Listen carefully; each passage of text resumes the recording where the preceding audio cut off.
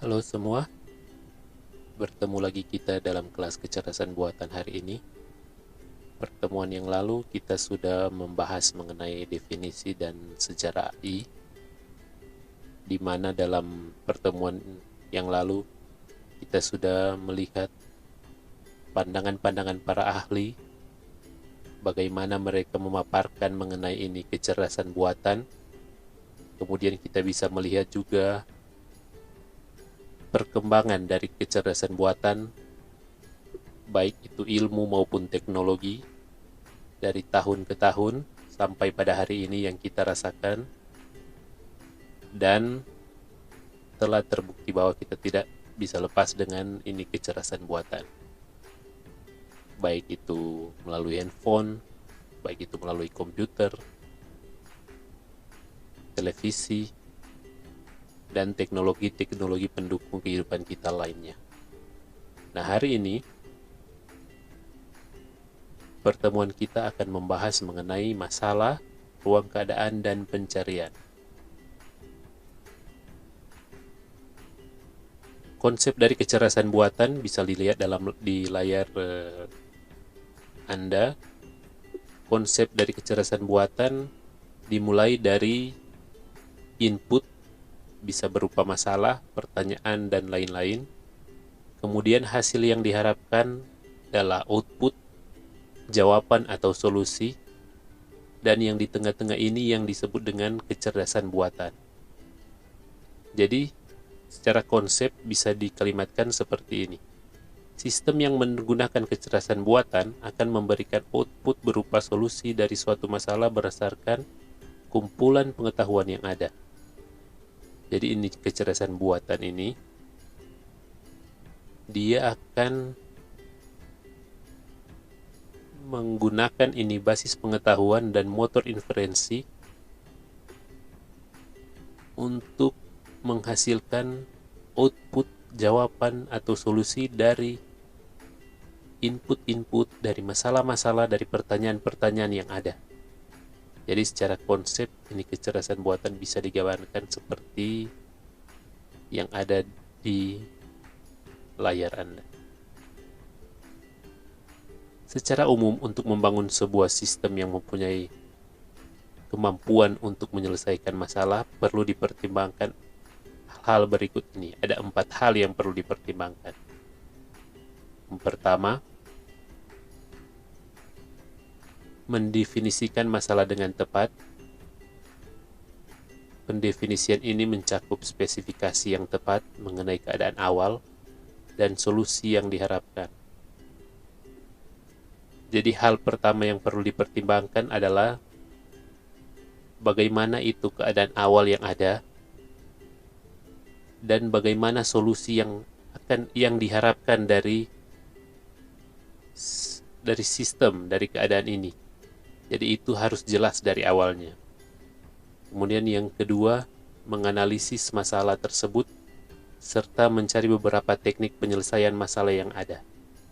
Jadi yang pertama ini masalah dikemukakan, yang diharapkan seperti apa itu sudah dituliskan.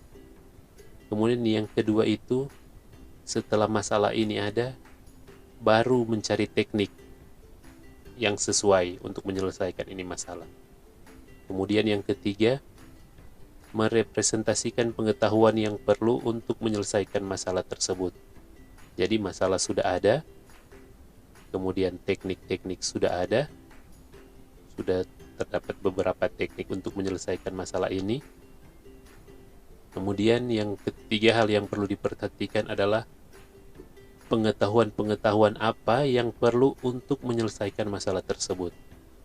Harus direpresentasikan, harus ditunjukkan. Dan tahap yang keempat adalah memilih teknik penyelesaian masalah yang terbaik. Jadi berdasarkan teknik-teknik yang ada, sudah terkumpul beberapa teknik, dan juga ada pengetahuan-pengetahuan yang sudah dikumpulkan, baru kita memilih teknik penyelesaian masalah yang terbaik. Jadi mungkin ada 3 teknik penyelesaian masalah. Dari ketiga teknik penyelesaian masalah ini, mana teknik yang paling tepat? Nah, itu untuk membangun sebuah sistem yang cerdas atau sistem yang mampu merubah masalah itu menjadi solusi. Sistem yang mampu memfasilitasi kita untuk menghadapi masalah-masalah menjadi output menjadi solusi atau jawaban. Nah, ini 4 tahap yang biasa digunakan atau sebagai gambaran umum dalam kecerdasan buatan. Nah, yang pertama itu bagaimana kita mendefinisikan masalah sebagai suatu ruang keadaan. Misalkan di sini di sebelah kanan ada, bisa dilihat ada papan catur, permainan catur. Misalkan permasalahan yang kita hadapi adalah permain catur. Jadi tahap yang pertama kita harus menentukan posisi awal. Nah, di sini posisi awal setiap permainan catur selalu sama. Ada pihak menggunakan yang putih, ada pihak yang menggunakan yang hitam, dan posisinya selalu sama. Pion-pion itu selalu di depan, kemudian di baris kedua itu ada susunannya selalu seperti itu ketika mau mulai permainan. Nah, itu ada aturannya. Nah, di sini yaitu semua bidak diletakkan di atas papan catur dalam 2 sisi, yaitu kubu putih dan kubu hitam.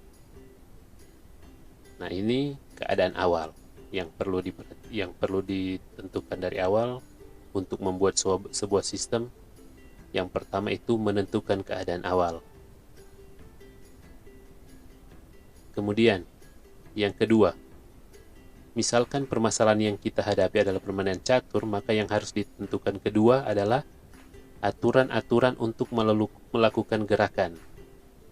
Nah, ini aturan-aturan ini sangat berguna. Misalnya, yang harus diperhatikan misalnya itu kuda, cara jalannya seperti apa. Dia bisa bergerak, bisa berpindah seperti apa. Dan dia tidak bisa bergerak seperti apa, dia tidak bisa berpindah seperti apa. Itu masuk di aturan-aturan. Atau misalkan di sini contohnya, misalkan untuk mempermudah menunjukkan posisi bidak, di setiap kotak ditunjukkan dalam huruf A, B, C, D, E, F.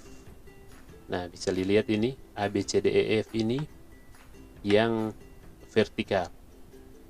A di baris pertama, B, C, D, E, F, G, H. Kemudian di arah horizontal yang ini 1, 2, 3, 4, 5, 6, 7, 8. Nah, itu ditentukan dengan angka pada arah vertikal. Oh, maaf. Yang ini, yang di horizontal ini yang A sampai G. A, B, C, D, E, F, G, H. Dan yang vertikal itu 1 sampai 8. 1, 2, 3, 4, 5, 6, 7, 8. Jadi ketika kita menetapkan aturan, misalnya di sini suatu aturan untuk menggerakkan bidak dari posisi E2 ke E4 dapat ditunjukkan dengan aturan, ini bisa translate-nya seperti ini. Jika bidak putih pada kotak E2 itu yang mana nanti kita lihat. Nah, biasanya kalau orang yang biasa main catur sudah mengerti itu. Tapi kalau yang baru belajar atau yang memang belum tahu apa-apa, biasanya harus ada panduan tertulis. Nah, seperti yang di sini dicontohkan, nanti kita bisa lihat. Nah, langsung saja dicontoh ini. If bidak putih pada kotak E2 dan kotak E3 kosong dan kotak E4 kosong, maka gerakan bidak dari E2 ke E4. Nah, ini contohnya seperti ini. Ini kan bisa dilihat di kotak-kotak, dibagi-bagi dalam kotak-kotak jadi 1, 2, 3, 4, 5, 6, 7, 8. Ini yang horizontal. Kemudian yang ini A, B, C, D, E, F, G, H. Ini yang yang vertikal. Jadi ini kalau bilang A1 berarti di kolom A di baris 1. Ini A1. Jadi kalau yang dicontoh tadi E2 berarti di kolom E baris kedua E2. Nah ini kalau contohnya yang perpindahan ini, yang di kotak merah ini, if sampai then ini yang ada di gambar sebelah kanan. Jika bidak pada E2, ini E2 di sini, ya kan bisa dilihat di sini E2, di sini juga E2. Jika bidak pada E2 ini mau berpindah, dia boleh cek apakah E3 kosong atau E4 kosong. Jika kosong, maka gerakan bidak dari E2 ke E4. Jadi dia bisa bergerak kalau misalnya kotak yang di E3 sini sama E4 ini kosong, maka dia bisa bergerak. Kalau misalnya ada buah yang ada di sini, misalnya ada yang terisi, maka dia tidak bisa bergerak ke E4. Nah, itu satu aturan di permainan catur. Salah satu contoh saja. Jadi yang pertama, tentukan keadaan awal sudah. Kedua, tentukan aturan-aturan. Jadi di sini banyak aturan. Nantinya kalau di permainan catur kan permainan sudah kompleks. Nanti banyak aturan di dalamnya. Tadi hanya contoh untuk menggerakkan bidak di langkah awal permainan catur.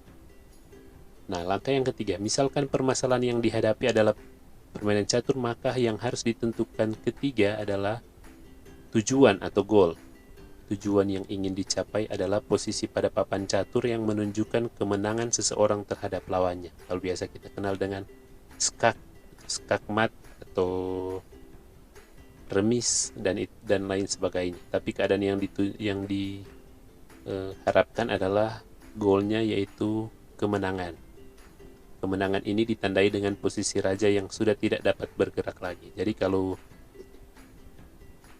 raja dari musuh sudah tidak bergerak, bidak maksudnya buah catur raja di musuh tidak bisa bergerak lagi, maka itu dinyatakan kita sudah menang. Maksudnya kalau dia bergerak, pas dia akan mati atau akan dimakan dengan buah yang lain, maka dia itu dinyatakan kita menang. Nah ini, jadi yang pertama posisi awal, ini posisi awal catur ditentukan. Kemudian yang kedua, tetapkan aturan.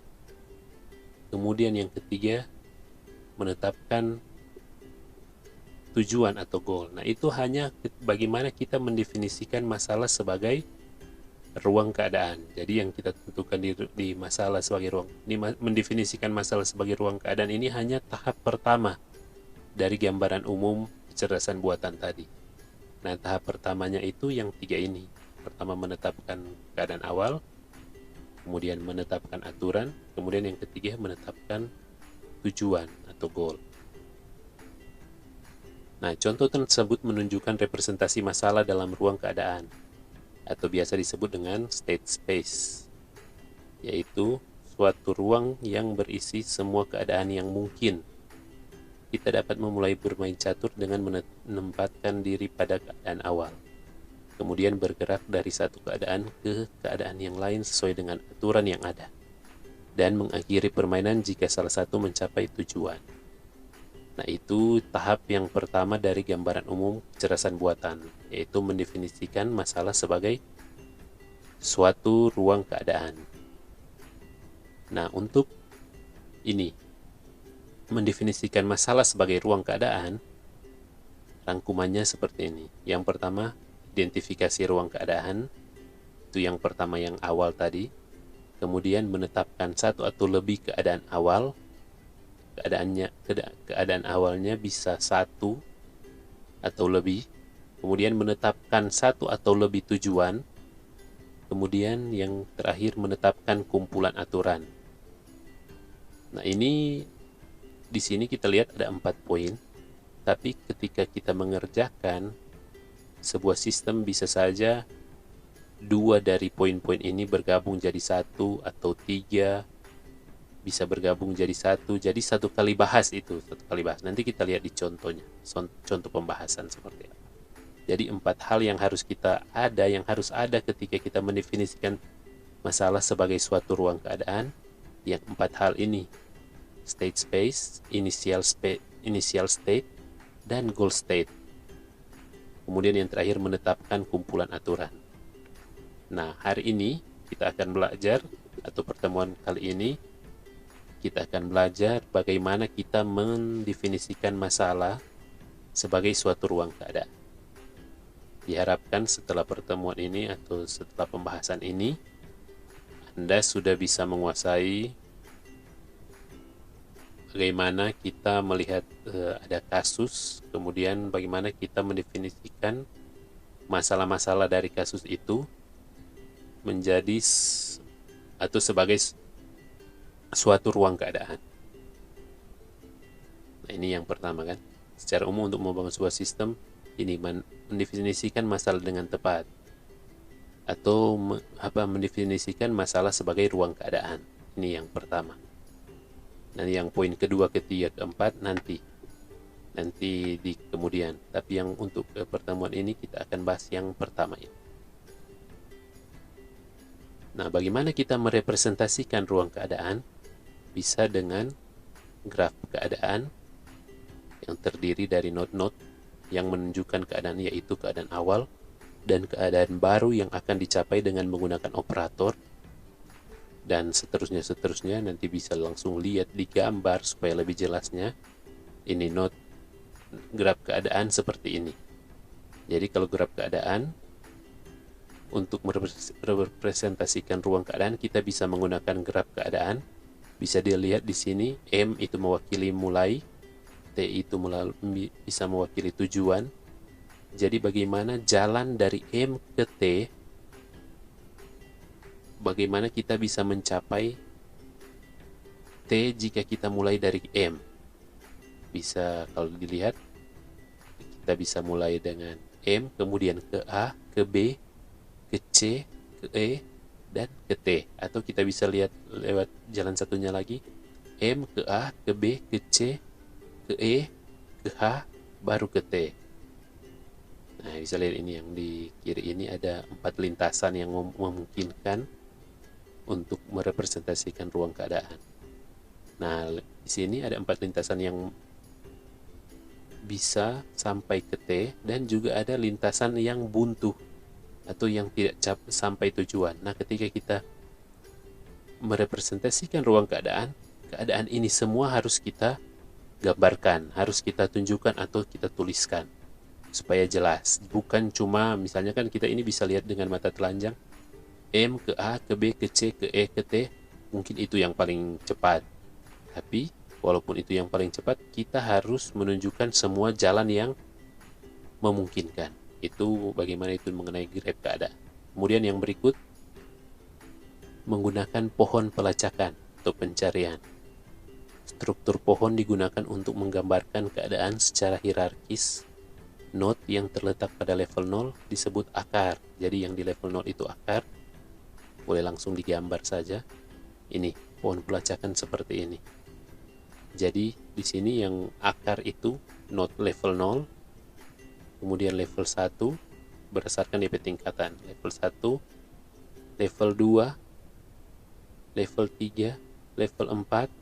Jadi untuk mencapai T dari M ke T bisa menggunakan, kalau kita pakai yang ini M ke D ke C ke E ke T, berarti sampai level 4. Kalau kita pakai yang M ke D ke C ke E ke H ke T, berarti sampai level 5. Dan seterusnya. Bagaimana ini merepresentasikan ruang keadaan. Kemudian menggunakan pohon N atau OR, pohon N OR, masalah M dicari solusinya dengan 4 kemungkinan, yaitu A atau B atau C atau D. Jadi masalah dari M ini bisa dipecahkan dengan A atau B atau C atau D. Dia penggambarannya seperti ini.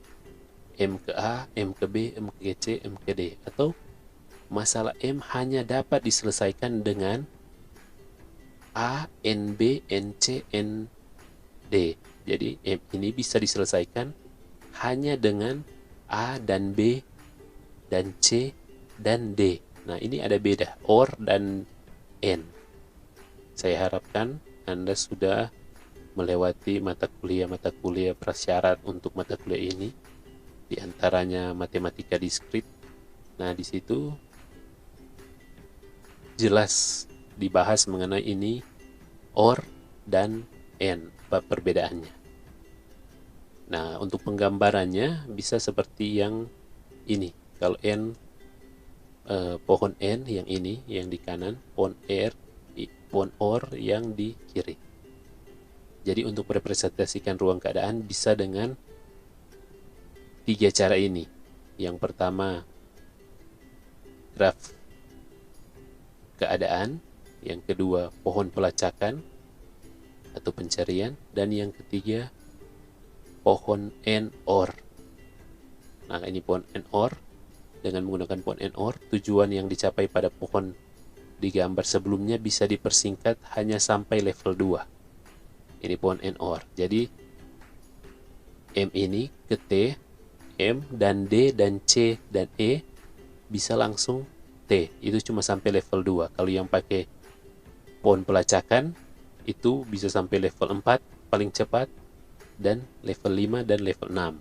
Tapi kalau menggunakan pohon AND/OR itu hanya sampai level 2 saja. Tapi ya, kita bisa lihat ada kesulitan bagaimana itu kita mau gambarkan ini pohon AND/OR.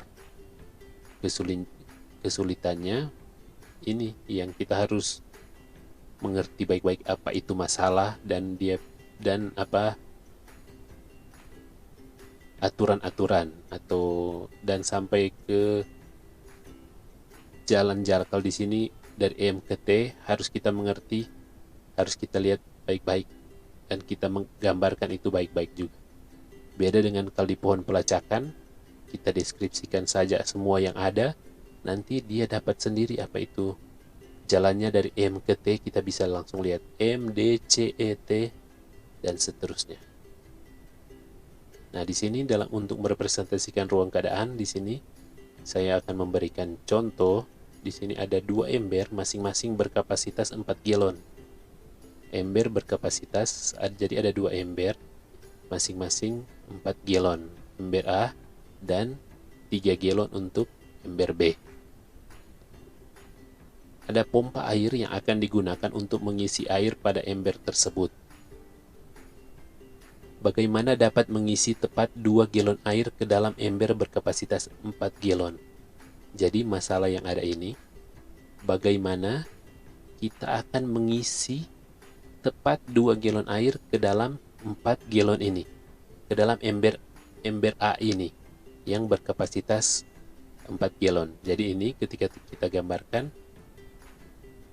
ada ember A 4 galon, ember B 3 galon, dan tujuannya ember A ini 2 galon. Ember A ini 2 galon tanpa alat bantu lain. Kita hanya memiliki ember dan pompa air. Sedangkan pompa air ini kan dia tidak bisa ukur 2 galon, dia hanya bisa ukur full atau tidak. Nah, seperti itu. Seperti kita menggunakan pompa air di rumah atau keran. Bagaimana hanya dengan bermodalkan pompa air atau keran, kita bisa mengisi ember A ini yang berkapasitas 4 galon ini terisi 2 galon tepat, tidak lebih tidak kurang. Nah, ini contohnya. Nah, caranya bagaimana kita bisa mengisi? Yang pertama, kita identifikasi ruang keadaan atau biasa disebut dengan state space. Permasalahan ini dapat digambarkan sebagai himpunan pasangan bilangan bulat. Jadi X itu digambarkan sebagai air yang ada di galon A, di ember A yang berkapasitas 4 galon, sedangkan Y ini air yang ada di ember B atau yang ember yang berkapasitas 3 galon. Nah, ruang keadaannya bisa digambarkan dengan X, Y. Jadi kalau X ini ember A, Y ini ember B. Sehingga anggota X bisa 0, bisa 1, bisa 2, bisa 3, bisa 4. Dan anggota Y bisa 1, bisa ini anggota, yang lambang ini anggota, bisa dibaca anggota. Anggota Y bisa 0, bisa 1, bisa 2, bisa 3. Jadi maksudnya begini. Maksudnya seperti ini. Jumlah isi di ember X, di ember A, itu X. Bisa jadi X itu sama dengan 1 galon, bisa jadi dia 0, bisa jadi dia 4 galon, bisa jadi dia 3 galon. Dan di ember B itu yaitu Y, bisa jadi dia 3 galon, bisa jadi dia 1 galon, bisa jadi dia 0, bisa jadi 2 galon. Nah, ini cara bacanya seperti itu. Jadi yang pertama kita identifikasi ruang keadaan. Ruang keadaannya ini. Jadi untuk mengidentifikasi ruang keadaan, kita bisa dituliskan dalam kalimat atau dalam simbol-simbol seperti ini, yang penting bisa dimengerti. Kemudian yang kedua, keadaan awal atau initial state.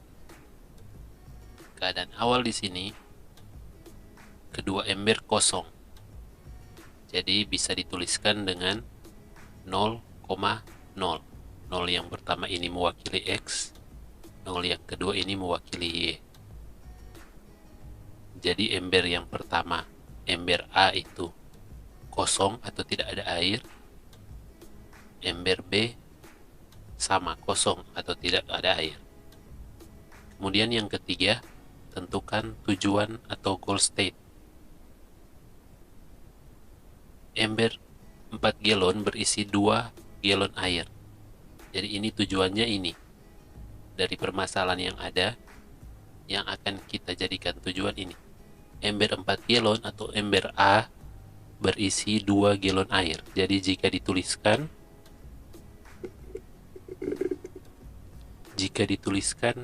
dia 2,N. Jadi 2 ini mewakili galon A atau X. N ini atau sembarang saja, bisa 0, bisa 1, bisa 2, bisa 3, itu mewakili ember B atau Y. Dengan sembarang keadaan, ember bisa digambarkan sebagai berikut. Ini keadaan awal, kalau digambar sini, keadaan awal ini yang 0,0. Dan keadaan akhir atau tujuan yang diharapkan, ember A ini berisi 2 galon air, entah dia 2,0, entah dia ember A berisi 2 dan ember B kosong, atau ember A berisi 2, ember B 1, atau ember A berisi 2, ember B 2, dan entah A berisi 2 dan ember B 3 atau full. Nah, kemudian setelah ini 3 ditentukan, kita yang tahap berikutnya untuk merepresentasikan ruang keadaan, kita tetapkan aturan-aturan. Jadi aturan yang pertama di sini bisa dilihat, ini simbol-simbol matematikanya yang ada di sini jika ini, tapi kita fokuskan saja di maka, di paling kanan ini. Aturan yang pertama, isi ember A. Isi ember A sampai penuh. Jadi dilihat di sini A 4 dan ember B belum dibuat apa-apa. Ini yang pertama. Ini aturan yang pertama. A 4 dan ember B tidak dibuat apa-apa. Itu aturan yang pertama. Kemudian aturan yang kedua, isi ember B. Di sini kalau dituliskan ember A tidak dibuat apa-apa dan ember B diisi sampai penuh. Kemudian aturan yang ketiga, tuang sebagian air keluar dari ember A. Jadi tuang sebagian air, buang atau di sini bahasanya tuang sebagian air keluar dari ember A. Sebagian ini berarti setengah. Jadi entah dia 4, kalau di ember A berisi 4 galon, berarti ketika kita pakai aturan yang ketiga, berarti hasilnya akan menjadi 2 galon. Aturan yang keempat, tuang sebagian air keluar dari ember B, sama dengan ini aturan yang ketiga, tapi ini berlaku untuk ember B. Kemudian aturan yang kelima, kosongkan ember A dengan membuang airnya. Nah, kita akan lihat apa yang terjadi dengan aturan-aturan ini sebentar. Ini tidak berurutan, tapi ini yang bisa dilakukan untuk kedua ember ini. Ini aturan yang bisa dilakukan untuk kedua ember, tapi tidak harus berurutan. Nah, yang aturan yang kelima, tadi sudah sampai di aturan yang kelima, kosongkan ember A dengan membuang air. Jadi jika ember A ada air, kita pakai aturan 5, hasilnya akan 0. Ember A jadi 0. Dan aturan yang ke-6, kosongkan ember B dengan membuang airnya. Jadi kalau ember B ada isinya, ketika kita pakai aturan yang ke-6, maka ember B akan kosong. Aturan yang ke-7, tuang air dari ember B ke ember A sampai ember A penuh.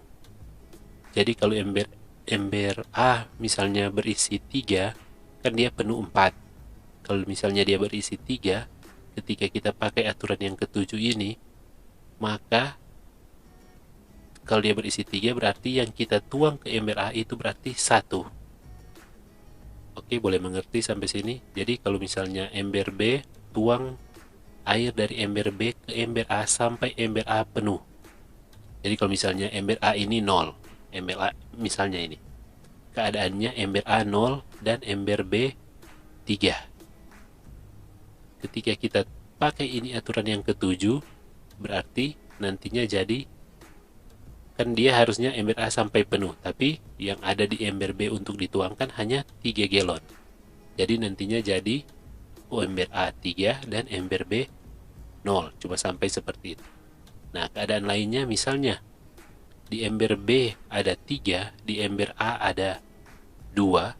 Ketika kita pakai ini aturan yang ke-7, berarti 2 galon dari ember B akan dituangkan ke ember A, karena ember 2A ini hanya butuh 2 galon lagi untuk penuh.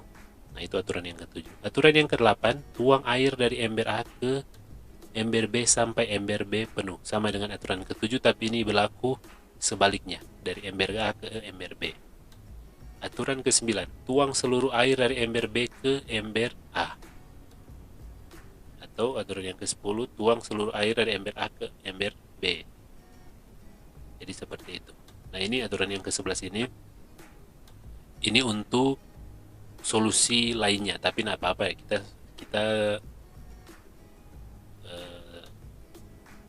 kita perlihatkan di sini saja. Tuang 2 galon air dari ember B ke ember A.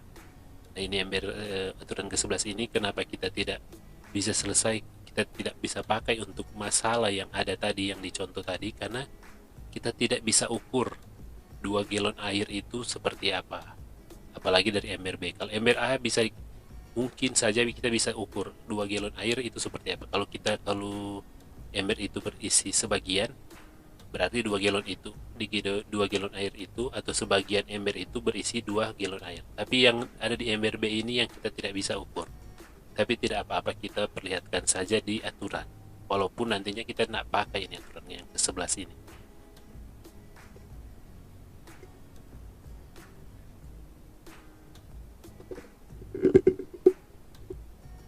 Kemudian setelah itu 4 langkah tadi sudah, penyelesaiannya kita representasikan ruang keadaan dengan pohon pelacakan. Jadi pohon pelacakan ini, kalau bisa lihat, dimulai dengan not akar. Not akarnya keadaan awalnya 0, 0. Ember A 0, ember B 0.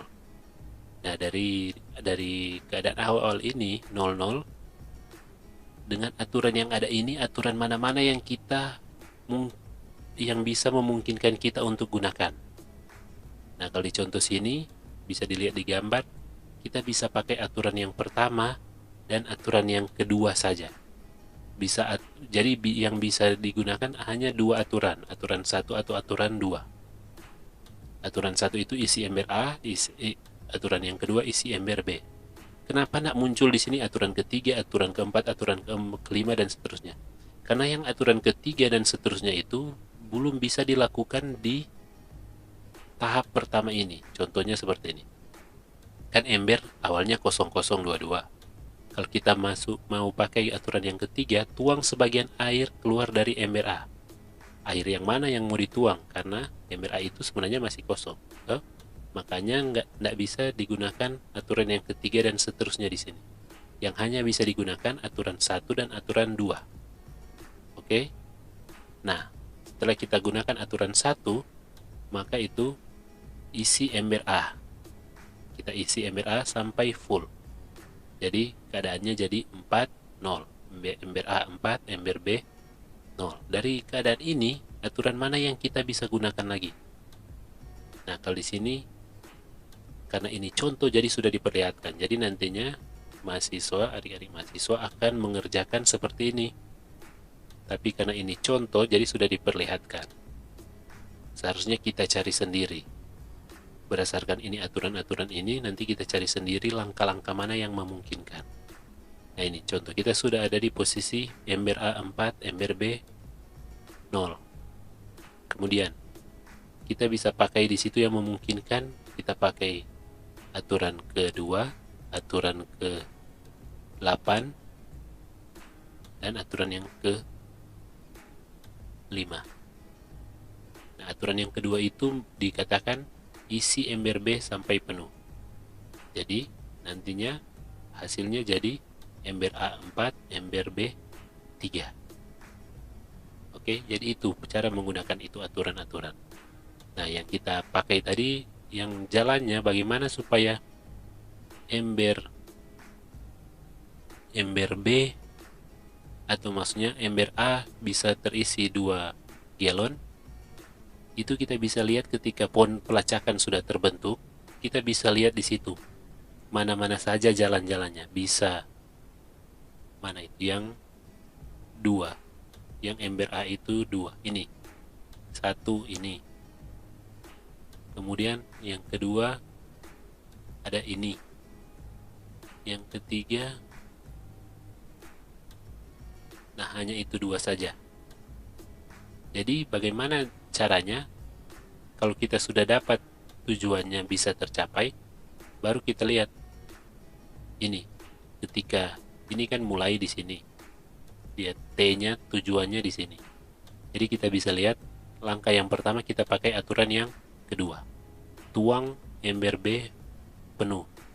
Jadi nantinya ember A 0, ember B 3. Kemudian kita pakai aturan ke-9, tuang seluruh isi ember B ke ember A. Jadi yang 3 ini kita tuang ke ember A. Jadi ember A ada 3, ember B habis atau 0. Kemudian setelah ini kita pakai aturan yang kedua. Aturan yang kedua, tuang air ke ember B sampai penuh. Jadinya ember A 3, ember B 3. Setelah ini kita pakai aturan yang ketujuh, tuang air dari ember B ke ember A sampai ember A penuh. Jadinya ember A jadi, kan di sini posisi 3-3. Jadi berapa lagi yang bisa dituang dari ember B ke ember A sehingga ember A ini penuh. Nah, yang bisa di situ hanya 1. Jadinya nantinya jadi ember A 4, ember B 2. Kemudian dari situ kita pakai aturan yang kelima, kosongkan isi ember A. Jadinya ember A 0 karena sudah dikosongkan, dan ember B 2. Nah, dari sini baru kita gunakan aturan ke-9 ulang kembali, yaitu tuang seluruh isi ember B ke ember A. Baru dapat DP tujuan ini 2,0. Jadi nantinya langkahnya, nanti jawabannya adalah 2, 9, 2, 7, 5, 9. Jadi seperti itu. Bisa dilihat di sini. Ini ada 2 solusi. Nah, di sini kan di pohon keputusan ada 2. Di pohon pelacakan ada 2. Dua solusi, yang ini sama yang di kanan ini. Nah, solusinya jika digambarkan seperti ini. Solusi 1 ini. Isi ember B A 0, isi ember B 0. Aturan ini pakai 1. Kemudian ketika kita pakai aturan yang pertama, jadinya isi ember A 4, isi ember B 0. Setelah keadaan seperti ini, kita pakai aturan yang ke-8. Aturan yang ke-8 yaitu tuang isi dari ember A ke ember B sampai ember B penuh. Itu aturan yang ke-8. Coba kita lihat. tuang air dari ember A ke ember B sampai ember B penuh. Ini aturan yang ke-8. Setelah aturan ke-8 kita pakai, nanti hasilnya jadi ember A 1, ember B 3. Dengan keadaan ini kita pakai aturan yang ke-6, yaitu kosongkan ember B. Nantinya nih hasilnya ember A 1, ember B 0. Setelah ini kita pakai aturan yang ke-10, yaitu tuang seluruh dari air dari A ke B. Jadinya ember A 0, ember B 1. Kita pakai lagi aturan yang pertama, yaitu tuang penuh isi penuh ember A, yaitu jadi ember A 4, ember B 1. Baru kita pakai lagi aturan yang ke-8, yaitu tuang sebagian aturan yang ke-8, tuang isi dari ember A sampai ember B penuh. Nah, penuhnya itu ada di 3. Jadi ketika kita tuang A ke B 3 penuh, stop. Nantinya hasilnya berarti isi ember A ini 2. Nah, itu solusinya. Jadi yang dipakai itu langkahnya 1, 8, 6, 10, 1, 8. Begitu juga dengan solusi 2. Yang kita pakai 2, 9, 2, 7, 5, 9. Jadi seperti itu ketika kita merepresentasikan ruang keadaan. Nah, contoh masalah berikutnya. Jadi di sini kita review dulu sedikit. Jadi yang contoh tadi, bagaimana kita menuangkan atau bagaimana kita mengisi ember A 2 galon pas hanya bermodalkan 2 ember kosong, yaitu ember yang pertama ini yang berkapasitas 4 galon dan ember B berkapasitas 3 galon dan pompa air tanpa ada, cuma ember, modalnya cuma ember. Jadi caranya sebenarnya kita bisa pikirkan secara santai saja, tapi bagaimana kita mau pakai ini aturan-aturan di kecerdasan buatan digunakan dalam merepresentasikan ruang keadaan harus seperti langkah-langkah yang kita sudah bahas barusan. Jadi seperti itu. Nah, contoh masalah berikutnya. Seorang petani akan menyeberangkan seekor kambing, seekor serigala, sayuran dengan sebuah perahu yang melalui sungai. Nah, hanya petani yang bisa menyeberangkan perahu. Perahu hanya bisa memuat maksimal petani dan 1 penumpang yang lain, entah itu kambing, serigala, atau sayuran. Jika ditinggalkan petani tersebut, maka sayuran dimakan kambing, dan kambing akan dimakan serigala. Nah, contoh seperti ini sering kita temukan di game-game ringan atau biasa ada teka-teki yang bisa kita selesaikan di teka-teki ringan, misalnya di bacaan atau di website tertentu. Ada teka-teki seperti ini, dan kita bisa pikirkan itu secara gampang saja. Tapi sebenarnya ini adalah salah satu contoh bagaimana kita merepresentasikan ruang keadaan sehingga kita bisa mempraktekkan metode-metode kecerdasan buatan di dalamnya. Nah, bagaimana kita bisa menyelesaikan masalah seperti ini dengan menggunakan metode representasikan ruang keadaan dalam kecerdasan buatan? Nah, ini kita bisa lihat. Yang pertama, kita identifikasi ruang keadaan. Pertama, permasalahan ini dilambangkan dengan petani, kambing, serigala, sayuran. Contoh daerah asal. Jadi ada dua pulau dan akan diseberangkan ini petani, kambing, serigala, dan sayuran. Di pulau pertama, keadaan awalnya, petani ada digambarkan dengan 1, kambing ada digambarkan dengan 1, serigala ada, dan sayuran ada. Jadi kalau digambarkan bisa dituliskan bisa 1,1,1,1. Jadi ini maksudnya di daerah asal ada petani, ada kambing, ada serigala, dan ada sayuran. Itu maksudnya. Ini langkah yang pertama sudah. Jadi kita gambarkan 1,1,1,1. Kemudian yang kedua, kita definisikan keadaan awal pada kedua daerah. Jadi daerah asal itu yang di Pulau A, Pulau 1, 1,1,1,1. Sedangkan di daerah seberang atau Pulau B itu 0,0,0,0. Maksudnya tidak ada petani, tidak ada kambing, tidak ada serigala, tidak ada sayuran. Nah, keadaan tujuan pada kedua daerah nantinya yang diharapkan di daerah asal sudah jadi 0,0,0,0, yaitu tidak ada petani, tidak ada kambing, serigala, dan sayur, dan semuanya sudah berpindah ke daerah seberang. Jadi ini yang dua baris ini keadaan awal dan dua baris ini keadaan tujuan. Jadi tahap pertama kita sudah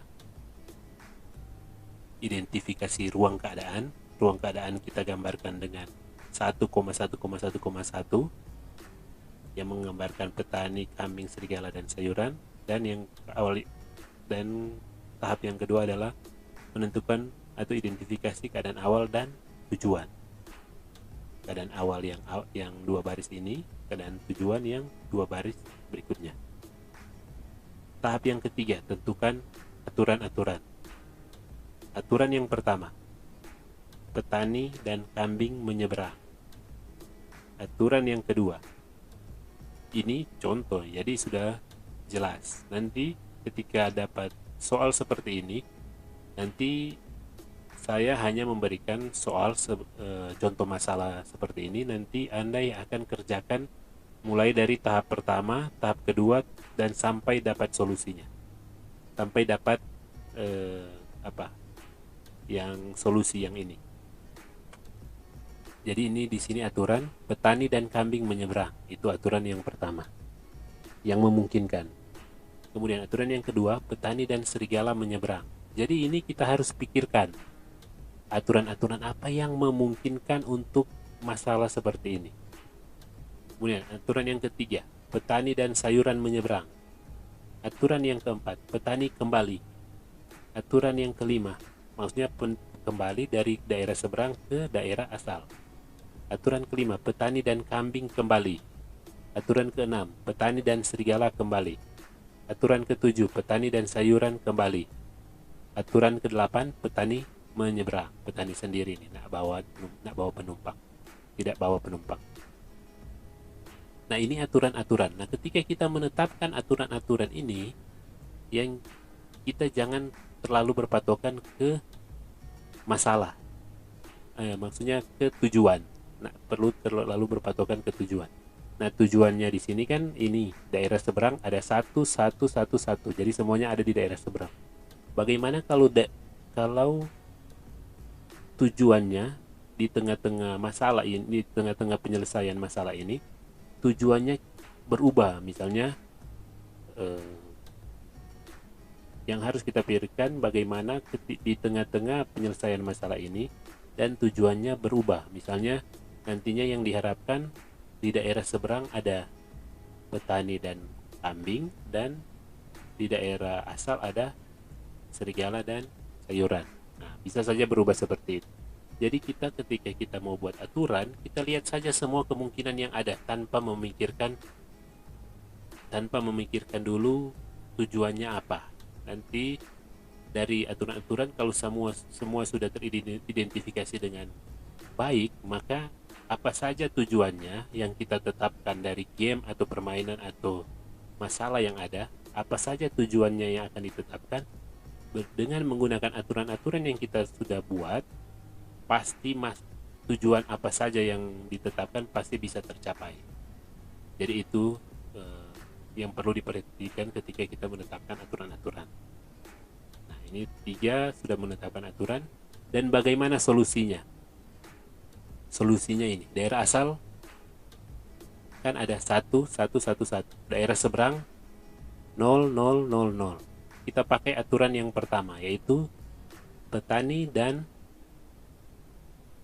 dan kambing menyeberang. Jadi ketika kita pakai aturan yang pertama, jadinya di daerah asal petani sudah keluar, kambing sudah keluar, serigala masih, dan sayuran masih. Dan di daerah seberang jadinya petani, ada kambing, tapi tidak ada serigala dan tidak ada sayuran. Nah, dengan keadaan yang ini, yang di baris kedua ini, kita pakai aturan yang keempat. Aturan keempat yaitu petani kembali. Jadinya ada petani di daerah asal, tidak ada kambing, ada serigala, dan ada sayuran. Nah, sedangkan di daerah seberang tidak ada petani, ada kambing, tidak ada serigala, dan tidak ada sayuran. Nah, dengan keadaan ini yang di baris ketiga, kita pakai, lihat di aturan mana yang bisa dipakai. Nah, kalau di contoh sini kita pakai aturan yang kedua, yaitu petani dan serigala menyeberang. Jadinya tinggal sayuran di daerah asal, dan di daerah seberang ada petani, ada kambing, ada serigala, dan tidak ada sayuran. Nah, di sini kalau dari keterangannya kan tidak bisa ditinggalkan serigala dan kambing, tidak bisa ditinggalkan. Ini sudah sama-sama serigala dan kambing, kita lihat di sini sudah sama-sama. Tapi di situ petani masih ada, jadi tidak masalah. Jadi masih dijaga petani, jadi tidak masalah. Tidak bisa ditinggalkan kalau memang hanya kambing dan serigala saja. Tapi kalau ada di sini petani, tidak jadi masalah. Dan kemudian dari ini keadaan ini, di baris ini kita pakai aturan yang kelima, yaitu petani dan kambing kembali. Petani dan kambing. Jadinya petani, kambing dan sayuran ada di daerah asal, sedangkan di daerah seberang hanya ada serigala. Nah, di sini kan sama seperti tadi. Kambing dan sayuran tidak bisa bersama-sama, tapi di sini tidak masalah karena ada petani, masih dijaga. Dan dengan keadaan yang baris ini, kita pakai aturan yang ketiga, yaitu petani dan sayuran menyeberang. Jadinya di daerah asal hanya tertinggal kambing sendiri, sedangkan di daerah seberang jadi petani, serigala, dan sayuran. Kemudian kita pakai aturan yang keempat, yaitu petani kembali. Ketika petani kembali, tersisakan serigala dan sayuran. Nggak jadi masalah karena serigala nggak makan sayuran.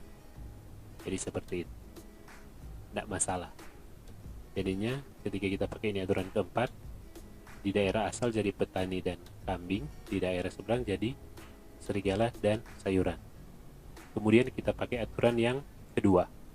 Ketika kita pakai aturan yang kedua, petani dan kambing menyeberang, akhirnya di daerah asal sudah tidak ada semua, sedangkan di daerah seberang ada petani, ada kambing, ada serigala, dan ada sayuran. Dan ini sebagai goal atau tujuan.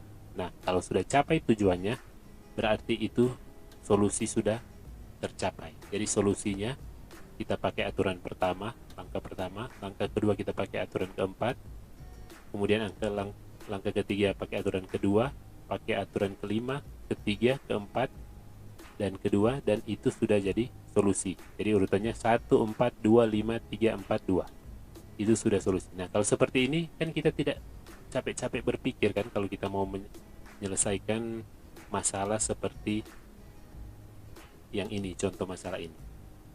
Sebenarnya nak capek-capek pikir, kita hanya tinggal menuliskan saja. Nah, ini kita terasa ribet karena di sini hanya untuk berpikir, untuk masalah sekecil ini banyak yang kita harus kerjakan, kita tulis. Itu yang seringkali orang-orang pikir atau mahasiswa pikir ribet. Tapi sebenarnya kalau kita sudah terbiasa dengan hal-hal kecil seperti ini, nantinya untuk masalah yang besar, masalah yang lebih besar lagi, kita sudah tidak kaku lagi atau sudah tidak bingung lagi mau kerjakan seperti apa. Jadi ini hanya gambaran bagaimana kita merepresentasikan ruang keadaan. Berdasarkan judul pembahasan kita hari ini, yaitu masalah, ruang keadaan, dan pencarian.